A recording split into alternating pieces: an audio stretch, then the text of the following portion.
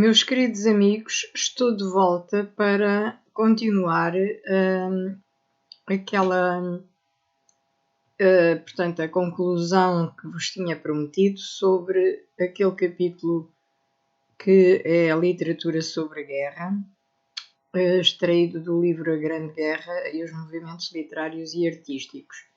Tínhamos falado de um autor que tinha escrito, o Henri Barbusse, que tinha escrito um best-seller que se traduziu em inglês como Under Fire e em francês era Le Feu, que contava a história de um esquadrão de soldados franceses, e depois falámos de Arnold Zweig, que escreveu o caso do Sargento Grisha, que é em inglês The Case of Sergeant Grisha e em alemão Der Streit um den Sargenten Grisha, e que foi editado em 1921 como peça de teatro e depois mais tarde seria publicado como romance. Vamos prosseguir então agora com Erich Maria Remarque, que também escreveu Im Westen nichts Neues, portanto o título em alemão, ou seja, All Quiet on the Western Front. É o célebre filme que todos conhecem, A Oeste Nada de Novo, cuja narração engloba a imagem de uma geração perdida. Sem dúvida que o conflito contribuiu para o uso de uma linguagem modernista, quer na prosa, quer na poesia, e do mesmo modo nas artes visuais. Segundo o historiador, escritor, professor universitário e crítico literário norte-americano Paul Fussell, muita da visão da literatura moderna deriva das imagens da Grande Guerra. Um dos exemplos mais característicos desta afirmação seria o termo Terra de Ninguém, o No Man's Land, o Niemands Land em alemão, que descreve uma característica da frente ocidental da guerra, 1914-1918, mais do que das outras frentes. Portanto, a Terra de Ninguém é efetivamente um dos exemplos mais característicos desta afirmação. Portanto, ele acha, o Paul Fussell, que muita da escrita ou da visão da literatura moderna deriva das imagens da Grande Guerra. Pronto, e um dos exemplos mais característicos será A Terra de Ninguém. O escritor inglês Maddox Ford escreveu The Good Soldier. Quanto a Jaroslav Hasek, que também escreveu sobre a guerra, preferiu enverdar pelo humor. A sua obra mais conhecida foi The Good Soldier Svejek, As Aventuras do Bravo Soldado Sveik. Abstraindo da brutalidade e da violência, preferiu ocupar-se das picarescas aventuras de um exército cujos soldados feridos e doentes eram por hábito injuriados, em que as ordens, sem sentido no que se prendia com a alimentação e o equipamento, eram enviadas por um comando que ignorava completamente o que se passava nas unidades ou mesmo na frente. Mais do que qualquer outro escritor, como tantos outros que forçavam a sua linguagem, tentando exprimir uma visão segundo os moldes da guerra total, o escritor alemão Ernst Junger, filósofo e entomologista, usou nos seus trabalhos frases lapidares e ainda o grafismo, como meio de ilustrar e dar a conhecer de forma inteligente diferentes aspectos dos acontecimentos desse período, ao contrário da prosa literária e filosófica alemã, até então hesitante. A sua escrita poderá, por esse motivo, ser considerada combativa. Estamos a falar do escritor alemão Ernst Junger. Aos 16 anos, Junger fugiu para se alistar na Legião Estrangeira, tendo desse modo conhecido a África. Mais tarde participou na Grande Guerra, foi ferido 14 vezes, tendo recebido em 1918 a condecoração Pour le Mérite. Depois da derrota alemã, continuou os seus estudos de botânica e de zoologia e escreveu em diversas publicações nacionalistas direitistas. Publicou em 1920 na Alemanha Im Stahlgewittern, ou como se traduz em inglês, Storm of Steel, e em português Tempestade de Aço. Este livro foi considerado por André Gide a mais bela obra sobre a Grande Guerra, estas Tempestades de Aço. Quanto ao escritor Alfred Döblin, foi considerado o Joyce alemão. A sua obra sofreu as influências do expressionismo e do futurismo. Durante a guerra, serviu como médico militar na frente alsaciana. Portanto, este era o Alfred Döblin. Uma das obras mais significativas deste autor foi Berlin Alexanderplatz, que data de 1929, já escrito no período entre guerras, em que ainda graçava o expressionismo na Alemanha, que tivera o seu início antes da Primeira Guerra Mundial. É uma das obras mais significativas da República de Weimar, numa época em que já surgia na Europa, na literatura e no cinema, o movimento cultural do modernismo e na Alemanha o movimento da nova objetividade. De igual modo, as obras de Georges Duhamel, escritor humanista, foram compostas com base na sua experiência na Grande Guerra. Vie des Martyrs, Civilisation, são dois dos seus livros. O primeiro data de 1917 e o segundo data de 1918. Por sua vez, o escritor Louis Aragon publicou o livro de poemas Le Crève-Cœur, o Destruidor de Corações. A sua obra está aivada do sentimento da rebeldia. Cético e cínico, sentia aversão por toda e qualquer forma de convenção devido à sua experiência da guerra. Roger Martin Dugard retrata na obra Os Thibault a geração que viveu a Primeira Guerra Mundial. É uma meditação sobre a história humana e sobre o desenvolvimento espiritual das nações no direito e na moral, ou seja, uma contemplação à distância de todo o destino coletivo. Quanto a Jean Girardot, entrou na Escola Normal Superior em 1903 e orientou-se para os estudos germânicos. Chegou a Quai d'Orsay em 1910, tendo sido ferido por 2 vezes durante a conflagração. Foi enviado em missão como instrutor militar para Portugal e depois para os Estados Unidos. A sua obra é notável pela diversidade de temas que encerra. Amica América, Lecture pour un nombre e Adorable Clio foram escritas sob a inspiração do primeiro grande conflito armado europeu. A Primeira Guerra Mundial foi um evento traumático que incidiu profundamente na sociedade e na cultura italiana, tendo entrado no imaginário coletivo como uma catástrofe humana que deixou fortíssimos traços a quem a vivenciou no campo de batalha, tendo marcado o espírito de várias gerações durante e pós-conflito. A Grande Guerra tornou-se uma guerra total em que esteve implicado o campo da produção económica, o da comunicação de massa e o da propaganda. De guerra de movimento razoavelmente veloz, transformou-se numa lenta e sanguinária guerra de trincheiras, na qual foram utilizados novos e potentes engenhos devastadores, tendo o resultado final contribuído para o encerramento apocalíptico das hostilidades em 11 de novembro de 1918. Conscientia di Zeno, de Italo Svevo, foi um romance editado já depois da Primeira Guerra Mundial, em 1923. O autor soube transmitir a inusitada e destrutiva fúria tecnológica do homem. Lo ci ha luto uomo con i suoi ordini ao gás venenoso e gli explosivo. O homem astuto com os seus inventos de gás venenoso e os explosivos.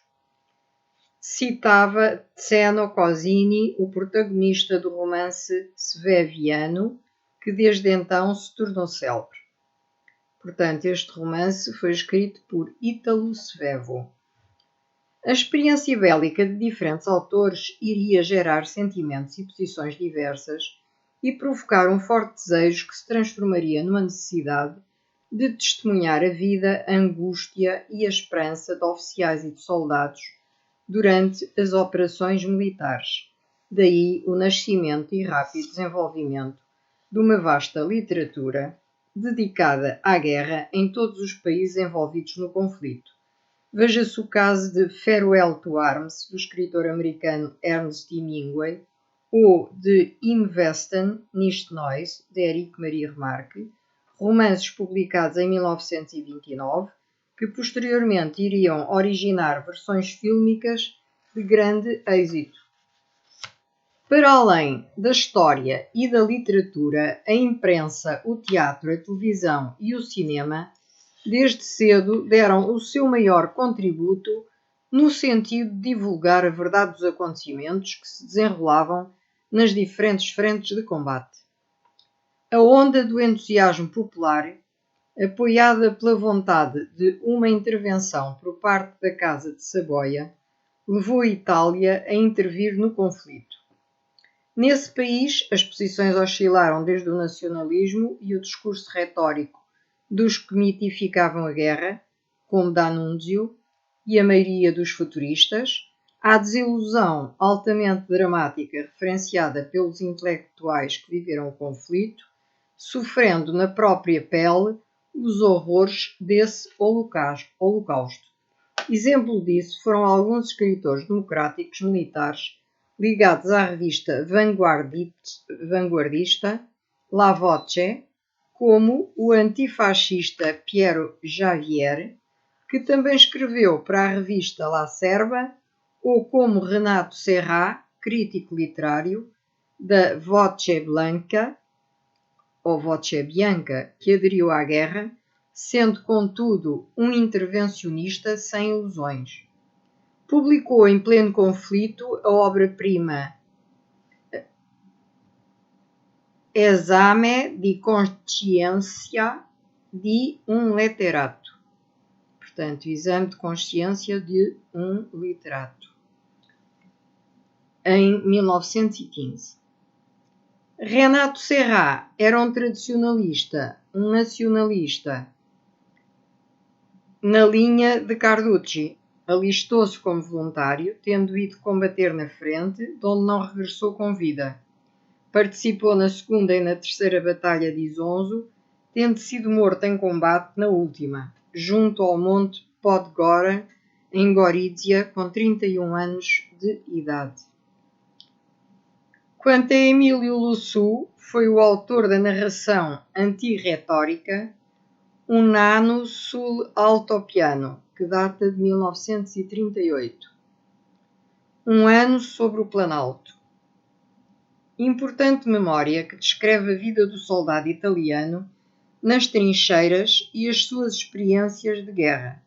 Pela primeira vez, em relação aos seus contemporâneos, o autor analisa a irracionalidade do conflito, da hierarquia e da disciplina militar. Alistou-se no exército antes da Itália ter entrado na guerra. A brigada de infantaria a que pertencia estacionou no platô Asiago, em maio de 1916, para deter na primavera a ofensiva austríaca. Na sua obra, descreveu o terror silencioso dos momentos que precedem o ataque, em que o combatente sabe que todas as máquinas de guerra estão no exterior à sua espera. Contrapõe a repulsa da guerra com a bravura do combatente. Revolucionário e intervencionista convicto, Marinetti, o pai do futurismo, também partiu para a guerra. Para ele, a guerra era o momento no qual explodia a energia do homem-máquina, era uma manifestação necessária e gloriosa do progresso industrial e do desenvolvimento imperialista, a plena realização do futurismo. Quase todos os futuristas que mitificaram a guerra já a tinham exaltado na época da expedição à Líbia contra a Turquia, em 1911 e 1912, animados por uma clara euforia destrutiva. Segundo escrevia Giovanni Papini, o sangue é o vinho do povo. Este escritor e jornalista foi cofundador da revista Leonardo, em conjunto com Giuseppe Prezzolini, que, tendo também inaugurado a revista futurista La Serva, juntamente com Ardengo Soffici, ambas nascidas no ambiente literário florentino. Nas vésperas do conflito mundial, Papini alinhou com os intervencionistas mais decididos. A própria experiência da guerra iria pôr fim à sua carreira de revolucionário militante e de incendiário. Ardengo Soffici, que foi voluntário na frente no primeiro conflito mundial, conservaria para sempre a recordação da experiência bélica. Escreveu com entusiasmo patriótico e com vitalidade apaixonada nas páginas diárias de Kobilek, Giornale di Battaglia, que data de 1918. O poeta hermético, por vezes designado por maldito, devido à sua loucura, Dino Campana, que também colaborou na revista La Serva, perto dos literatos florentinos, mas estranho a esse movimento, tentou alistar-se como voluntário no despoltar da Primeira Guerra Mundial, mas teve de se reformar devido aos seus problemas psíquicos. A multidão dos intelectuais intervencionistas alinhava por posições bem diversas. Eram democráticos, como o historiador socialista federalista Gaetano Salvemini, que escreveu para a revista Crítica Social. Foi colaborador de La Voce e em 1911 retirou-se da revista e fundou l'Unità, quando Prezzolini e o político e jornalista Giovanni Amendola apoiaram a Guerra da Líbia. Também o poeta e escritor Piero Javier escreveu para as revistas La Riviera League, La Serva e La Voce, tendo participado como voluntário em 1916 na Primeira Guerra Mundial, com a patente de alferes instrutor nos Alpes e o entusiasmo próprio de um intervencionista democrático. A escolha da trincheira nasceu de um sentimento de solidariedade para com o povo que não queria a guerra e que, todavia, era obrigado a ir combater. Enquanto estava na frente, cuidou da publicação do jornal da trincheira Lástico. Naquele tempo, quem não morria ficava profundamente marcado, como sucedeu com o poeta Clemente Rébora, que tomou parte na guerra, tendo vivido a vida de trincheira de forma traumática. No despoltar do conflito, foi chamado às armas com o posto de alferes e colocado no 159º Regimento de Infantaria. Combateu sobre Podgora, sofreu um forte traumatismo craniano devido a uma explosão causada por um disparo de 305, que é uma potente peça de artilharia costeira austro-húngara, Obis 305/17, modelo 1915, e ficou em estado de choque. Conseguiu recuperar-se entre 1916 e 1919, tendo passado de um hospital militar a outro até que em 1919 foi reformado, com o diagnóstico de enfermidade mental. Daí derivou uma grave descompensação nervosa, pela qual foi dispensado depois de um prolongado internamento no hospital militar. A experiência da guerra contribuiu para lhe transmitir uma persistente crise interior, acentuando nele o sentimento angustiante da solidão e a procura de solidariedade humana, até que enveredou pela conversão religiosa. poucos eram os antimilitaristas, desde o escritor milanês Gian Pietro Locchini, socialista e anarquista, fervoroso colaborador da revista Marintiana Poesia, que interrompeu as ligações com a revista pelo dissídio profundo entre a política colonial dos futuristas e o seu antimilitarismo, até Paldo Palazzetti, que foi chamado para participar na guerra em 1916, onde esteve pouco tempo na frente. Palazzetti integrou o 3º Regimento de Telegrafistas, tendo prestado serviço militar nas cidades de Firenze, Roma e Tivoli. Escreveu um panfleto polémico sobre a Primeira Guerra Mundial, deixou alguns esboços sobre a sua vida militar, Vita Militare, e escreveu um livro autobiográfico, Due Imperi Mancati. Mais tarde, seria colaborador do Corriere della Sera, isto já em 1926. Posição inversa assumiu Giuseppe Presolini, que dirigia La Voce, Edizione Politica. Foi alistar-se como voluntário, porque a Itália estava em guerra, mesmo na iminência do nascimento do seu segundo filho. Recebeu então a incumbência de ser instrutor das tropas. Depois da derrota de Caporetto, pediu para ir para a frente. Em 1918, estava com os Arditi, forças especiais de elite, sobre o Monte Grappa e sobre o Piave. No término do conflito, recebeu a patente de capitão do Exército Real.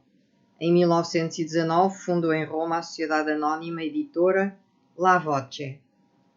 Os tempos de cruel angústia, desespero e revolta também se refletiram nos diários de guerra de Carlo Emilio Gadda, Giornali di Guerra e di Prigionia.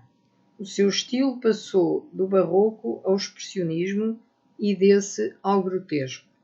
Estudou em Milão, no Politécnico de Milano, universidade especializada em engenharia e arquitetura. Entretanto, pediu para se alistar como voluntário para a Primeira Guerra Mundial.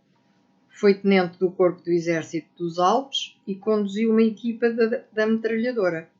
Foi feito prisioneiro com o seu pelotão durante a Batalha de Caporetto em outubro de 1917. O irmão dele foi morto num avião e esse trágico acontecimento sobressaiu com proeminência em La Cognizione del Dolore.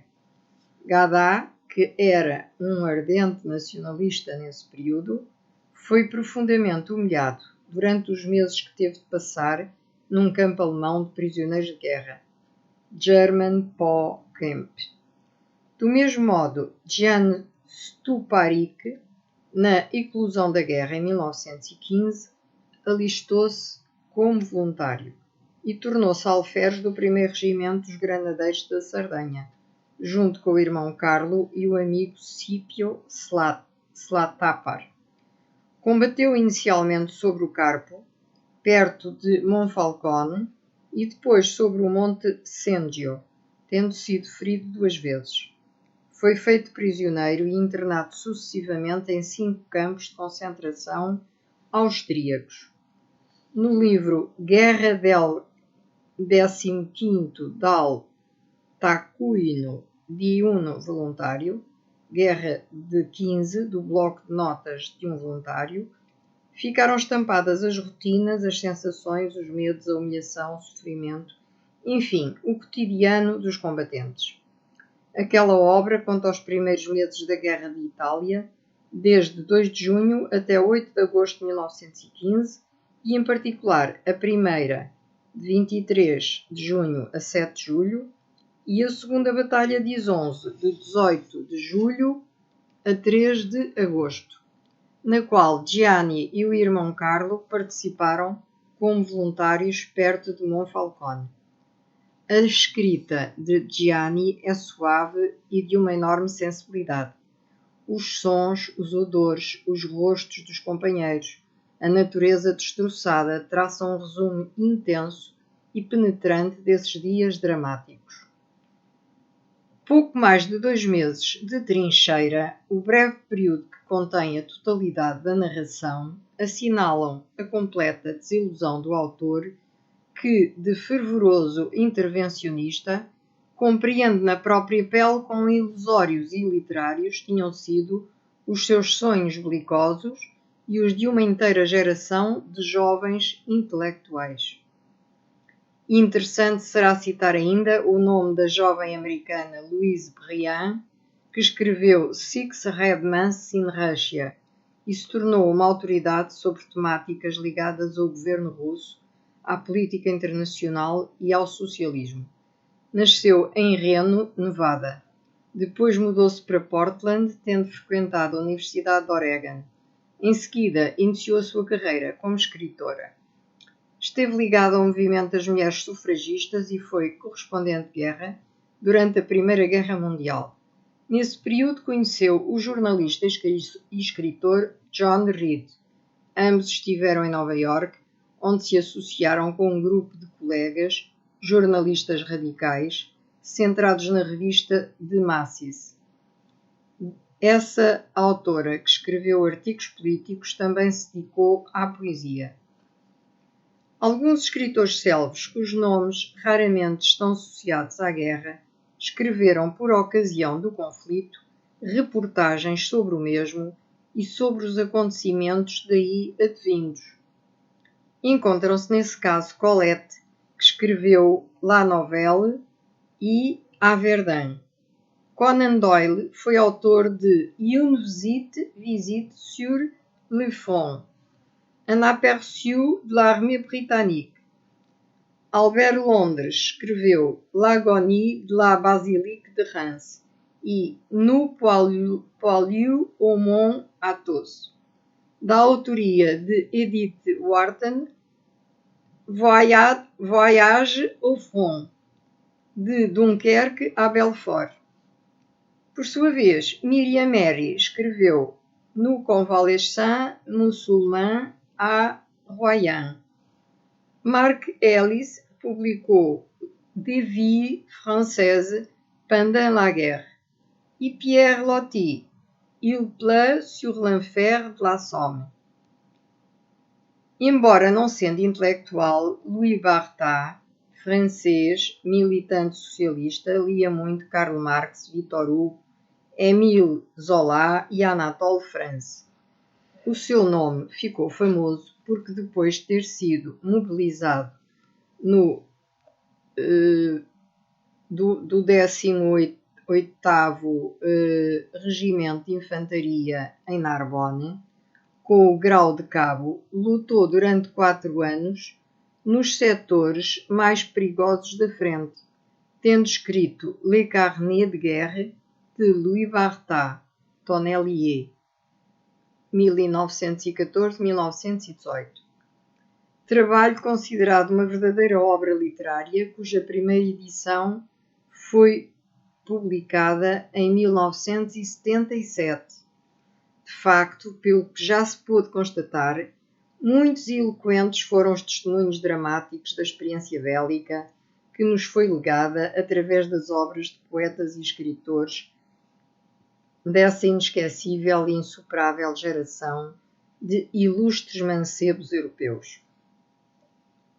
Daquela trágica realidade, vivida pelos jovens militares, pleiade imensa, inigualável em épocas futuras, cujas vidas, quando não apagadas, eram contudo abocanhadas pelo destino cruel, devido às sequelas com que a guerra os marcara, ficariam para sempre registadas as suas preciosas resenhas de heroísmo, força, coragem e abnegação, nas cartas e nos escritos da frente que redigiram. Tais documentos foram, por inerência dos factos, legados à posteridade, a toda a humanidade, depois de recolhidos e tratados por críticos e historiadores, tornando possível a sua visualização e consulta a nível mundial em arquivos de universidades, centros e institutos culturais ou bibliotecas. E, portanto, por hoje é tudo. encerrei este capítulo que vos tinha prometido acabar numa segunda live, que efetivamente foi publicado no mesmo livro de qual extraí todas as matérias de que falei sobre cultura e, portanto, este capítulo faltava integrá-lo, que é a literatura sobre a guerra. E, portanto, aqui vimos obras e escritores de várias nacionalidades e, portanto, cada um com a sua visão sobre a guerra, e todos estes livros são passíveis de ser lidos e são super interessantes e, portanto, dão a conhecer a Grande Guerra de vários ângulos, cruzando, portanto, as ideias de um escritor com as de outro, ou de um escritor de uma nacionalidade com a de um escritor de outra nacionalidade diferente. E, portanto, é por hoje o final deste capítulo, Literatura sobre a Guerra, que vos deixo para lerem e aprofundarem, se vos interessar, e irem buscar, portanto, os nomes dos autores e das respectivas obras para consultarem. Obrigada, boa tarde, até uma próxima live.